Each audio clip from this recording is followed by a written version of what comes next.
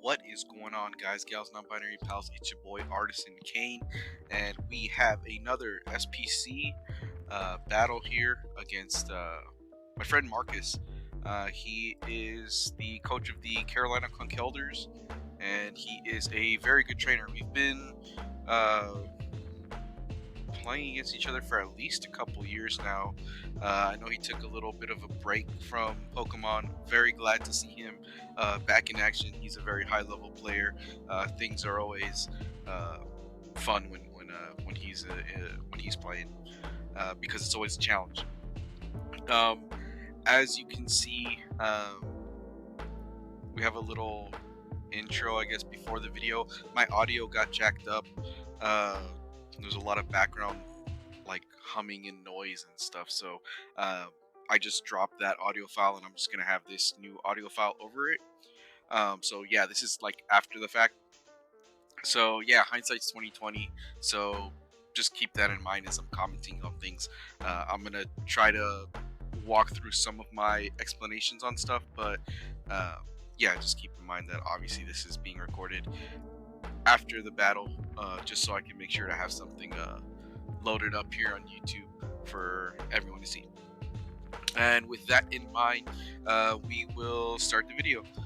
So I also started recording pretty late, so not too much explanation here on the team, but we have the Jackpot Noivern, Life Orb Dragalge, Weakness Policy, Lycanroc, Smooth Rock, T-Tar, Lumberry, Ape. He's bringing D-Knight, Paldean, Tauros, Blaze, Magnezone, Clodsire, Meowscarada, and Hatterene. We knew right up from the jump that some of these bulkier mons were going to be a problem to deal with. We want to make sure we can get some Rage Fist boosts going with Ape, since they're technically not stage boosts, so those can be helpful. So lead Clodsire here. I figure he's probably just going to go for rocks or something like that. Let's just get some damage off, and that way we can kind of get an idea for what kind of set he's running. And yeah, it's definitely not good for us. So, and the other thing is, so Eject-Pack's only one-time use, right? So that's not very good. We get barely any chip damage off. We may as well have just clicked U-turn there. We didn't really get any value out of that. That's whatever. I'm not even sure why I ended up going with the Eject-Pack, to be honest with you. I was thinking about specs, but honestly, Clodsire is probably not taking more than 30% with specs anyways. He does end up going for Stealth Rock. We get T-Tar out, try to threaten it with an EQ, or just to try to see what he wants to do with his answer. We do have Ice Punch because of the Dragonite in the back. I figured Dragonite was going to be inner focus for Intimidate, so he goes into actually the Hatterene here, which eats up the Earthquake very, very well. Which, once the lefties get activated here, that tells me it's either, something really annoying, like a nuzzle type deal, just hang around, be annoying, maybe a Calm Mind setup. We don't want to stay in. We go into Dragalge. A Draining Kiss wouldn't have hurt us too much, but we'd just be wasting a lot of time and not really getting anything done. So we go into Dragalge. He does go for a Calm Mind, but if we're like Specs or something, he doesn't know that we're Life Orb, right? But if we're like Specs or something, he still doesn't want to be taking the Sludge Bomb. So we figure, we can basically force out the Hatterene here. It's not going to want to, like I said, it's not going to want to stay in. We decide to go for the neutral play, since he does have Magnezone. We want to get at least some damage off on it. Mud Shot would have been awesome, but I figured, you know what, if he stays in, we want to be doing big damage anyway, so we go with Shadow Ball here. and he does end up actually switching into the zone. So damn, the mud shot would have been sick. It would have been really really cool. But guess what? It's balloon, so we needed to pop that balloon anyways. So yeah, so we get a nice chunk. We get the SPDF drop, so he doesn't really want to stay in. He's probably volt switching out. Um, and I'm pretty happy with the way that that play shook out, because we're basically we're forcing a switch here. Um, I wasn't sure what he was gonna go to here. Um, I was kind of thinking that so the Claude comes back out, and so here's a turn that kind of messed me up a bit. We have him below 50%. Um, I know that with being Life Orb, like I can get like a 70 roll on him with Draco here. Um, Shadow Ball would have been great in that first turn also, but we missed the Draco. And I'll be honest here, um, with that, I kind of get a little bit tilted because at this point, like we've already taken multiple Life Orb chips, we're whittling ourselves down to sand. Switching out at this point just basically means I'm dying because of the rocks being up. Since I wasn't able to get Noivern in for the defog, which means that one of our best ways to deal with Clodsire in Dragalge is now dead, because I know Draco has a lot less chance of killing right now. So I kind of consider, like, again, like we want to get rid of the rocks and stuff, but what what value are we going to be able to get out of a Dragalge that's dead? So here the Draco does connect, and it does show that it does a nice chunk to it. So I think it probably killed. Maybe it was a roll, whatever. Um, so we go down here. I'm glad it connected on that turn, so at least we got chip off on it. Um, but here I'm trying to figure out what I want to do. I was considering Lycanroc, but then I'm like, well, like we're weakness policy, so if it's unaware, it doesn't care about any of that. Um, T-Tar really doesn't threaten it. Maybe I go into Arcanine here. I figure we can at least force it out. I don't want the main thing is I don't want it to click recover, or I don't want it to feel like it can click recover freely in front of us. And so I want to get some chip damage off on it, uh, just to do something. But what I end up deciding to do though is going to Noivern. Flare Blitz wasn't going to do anything, and I was anticipating the switch into Paldean Tauros, and he does end up switching. Yeah, I believe it was the Tauros. Yeah. So we having two Intimidators here, like it's real annoying. Um, Also, that was kind of a safe play in case he Earthquaked again, um, because a lot of times the only attack Clodsire is running is Earthquake. Rocks recover, Earthquake type deal. But of course, he saw what damage he took uh, from Draco before, so he knows he can come in freely with Clodsire, and this is where Clodsire becomes such an issue.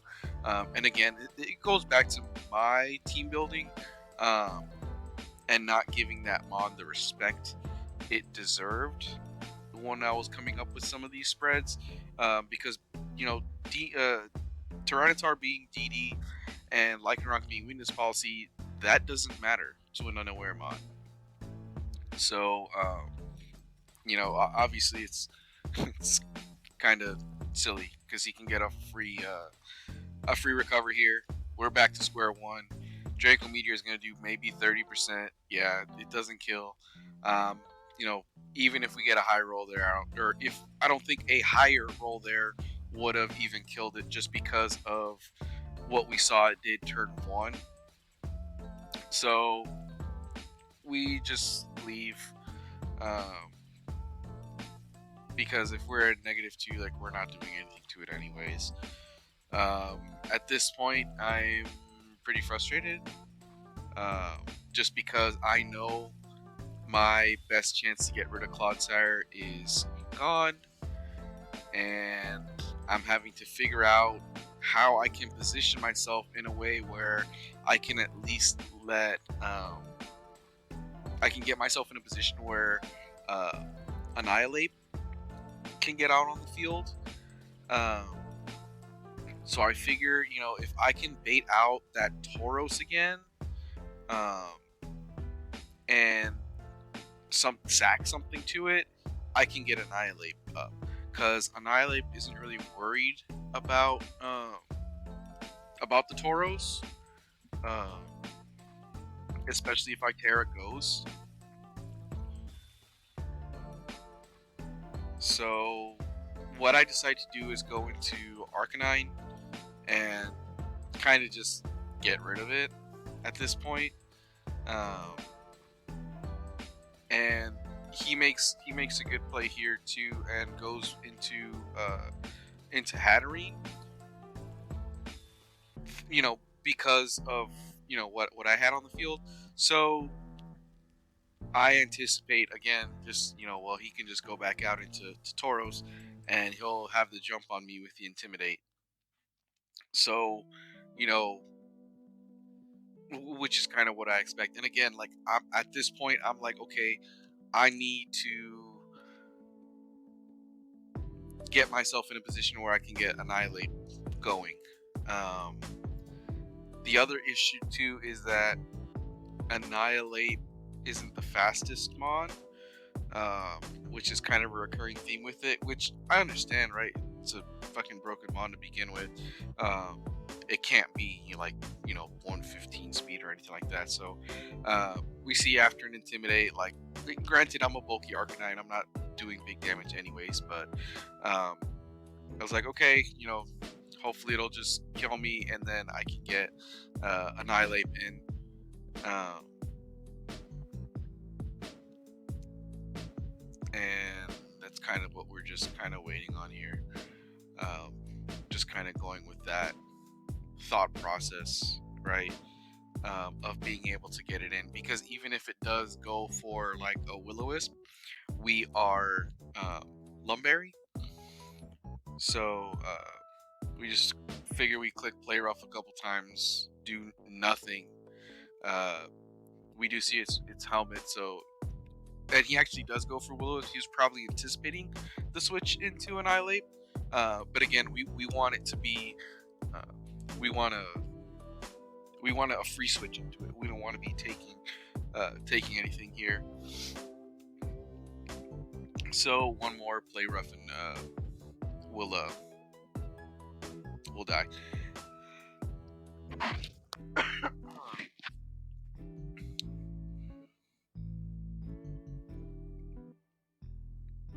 And there we go. So Rocky Helmet Chip KOs us, which is fine. Again, the whole deal here is just get to Annihilate.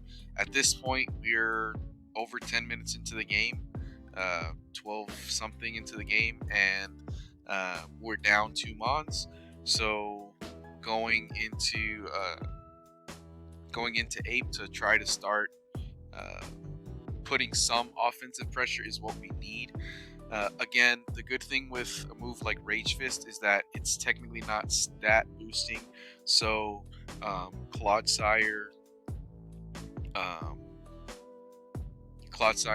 unaware doesn't really matter for it. So we want him to start hitting us. Again, we have already seen his Will-O-Wisp, so if he decides to go for it, we get an extra turn. We want to bulk up. We want him to hit us at least once, so Rage Fist gets up to 100, and he does hit us here. Raging Bull's not going to do much to us just because of how bulky we are. The other thing too I've realized with playing this team is that the sand chip is not much, but it takes does take a few more seconds, which can be kind of annoying. Uh, but uh, but in any case, here I figure at +1, um, Rage Fish should be doing nice damage to just about anything that comes in. The only thing he has that isn't taking it is the Dragonite, and because Dragonite's only taking maybe like 20% from it, but he decides to go into Magnezone, um, which in retrospect, if I would have clicked Drain Punch here, that would have been pretty nice because I would have gotten some HP back. But and he didn't bring this Magia, so maybe Drain Punch would have been the better play. But yeah, Rage Fist at this point is gonna take this kill. Now he sacks his Magnezone. He knows he can't. I know he can't go back into the Tauros. He's either going D-Knight here or he's going Meow. Possibly Hatterene, depending on what he's running. Maybe Claude for toxic stuff. We're still not too sure of what he's doing, but I kind of assume that that Meow is banded. Just because you want to prep for like worst case scenario, and sure enough, Meow comes out. So the way I'm thinking, like, fuck, like, it's definitely, it's a shitload faster than us. So I don't think we take a knockoff if it's like Sash or something. Just because we're not, we're not at 100%. But so we're not in a position to risk it. If I would have risked it, if it worked, we look like a fucking genius. But if it doesn't, then it really sucks. You know what I mean? Meow with yeah, so it does have knockoff. So if it was banded, like, that would have killed Noivern there. Obviously with the Frisk, we saw that it was Scarf. But yeah, so at this point, I can't click Defog. Noivern's dead. I can't do shit. Because Noivern dies when it comes back in.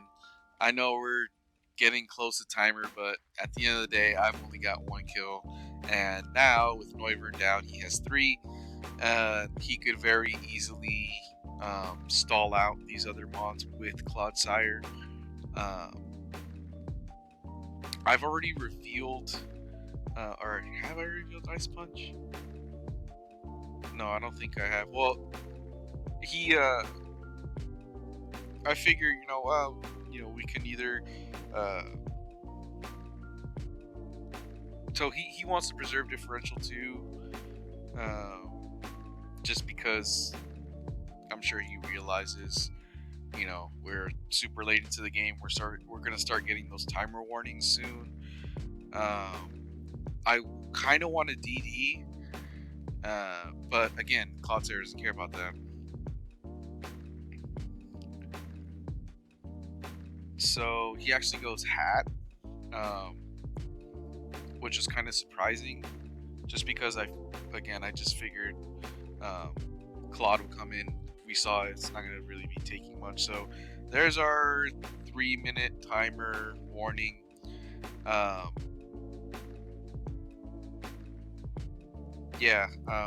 So once I see that, I'm like, okay, well, screw it. Let's go back to Ape.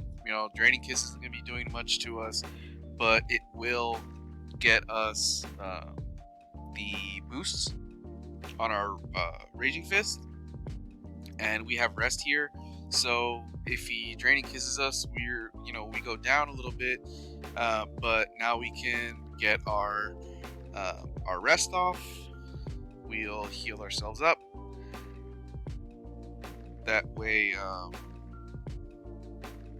and I mean, again, it can have other stuff too. It can have nuzzle and stuff like that. So, but at this point, like Rage Fist would be great, but he's Terra type normal, so that's a really obvious play. And yeah, I mean, it makes sense for him, right? You Terra normal, you make sure you don't die to the Rage Fist.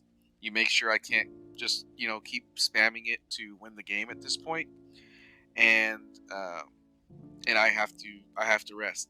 So we're quickly running out of time. I have to rest. Then I have to also get um, I have to get a drain punch off. Um, and again, since I don't have since there's not much of since I'm not bulked up. Draining punch is not doing, it's not killing. It's not killing this, and it's not killing. It's not like I'm in a position where I can sweep or anything like that. I would need to get bulk ups off. So um, I'm kind of in a weird spot where there's 60 seconds left, and I still need to boost just cause. So, could I have clicked, you know, drain punch there? Sure. I mean, it doesn't matter. It's not killing. So we'll, uh, we'll just, run out the timer here. So unfortunately, as you can see, like, we're in a decent position here, but it really doesn't matter. Um, because he still has Meowscarada. And see, on top of that, like that's a +1 draining punch, and that didn't even kill the hat. So, um, so I would need to then drain punch again here, uh, and then I still have to deal with a full Dragonite, and what else? The Clodsire and the Meowscarada, which was still at 100%. And what else? What else did he have? Oh, and the Tauros. But he couldn't bring in the Tauros just because of the Defiant boost. So, we were paralyzed there. So obviously we weren't in the best position, anyways. Um, Obviously it would have been great if we could actually played it out all the way to the end. But as you can see, I got very tilted there, and I played pretty poorly through the middle of the game. I was kind of fumbling, trying to figure out what to do um, after that the Draco miss, and that's on me. So I can't take anything away from uh, Marcus's play. I didn't, like I said, I didn't give Claude the respect it deserved in the team build process. So it is what it is. But no worries. 2-3. That hurts our differential a bit, but hey, we still got 4 more weeks to play to make a little run here. So with that, I'm gonna sign off. I appreciate everyone watching. Again, sorry with the audio mess ups, but I do appreciate y'all watching.